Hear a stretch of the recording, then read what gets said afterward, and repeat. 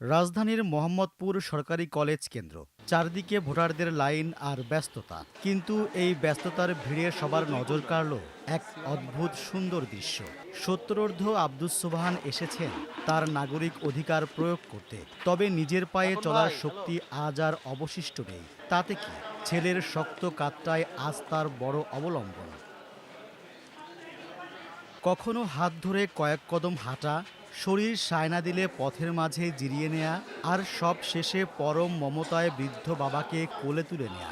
এভাবেই বুথ পর্যন্ত পৌঁছালেন এই বাবা ছেলে। নিজের ভোটটি দেওয়ার পর ছেলে যেভাবে বাবাকে আগলে রেখে ভোট দেয়ালেন, তা একাধারে যেমন মমতার দৃশ্য, তেমনি বড় এক অব্যবস্থাপনার প্রতিবাদও। ভোট কেন্দ্রে কোনো হুইল চেয়ারের ব্যবস্থা নেই।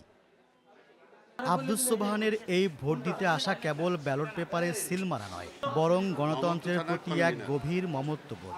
খারাপ লাগছে, খারাপ লাগছে। ভালো লাগছে।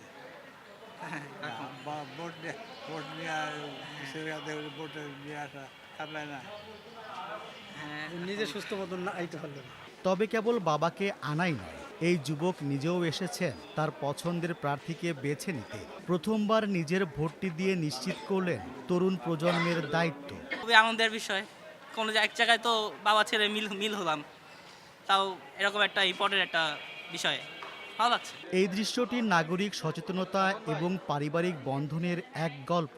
আব্দুস সোবহান ও তার ছেলের এই উপস্থিতি মনে করিয়ে দেয়, গণতন্ত্রের ভিত্তি শক্ত করতে সবচেয়ে গুরুত্বপূর্ণ তরুণ আর প্রবীণের মধ্যকার সমন্বয়।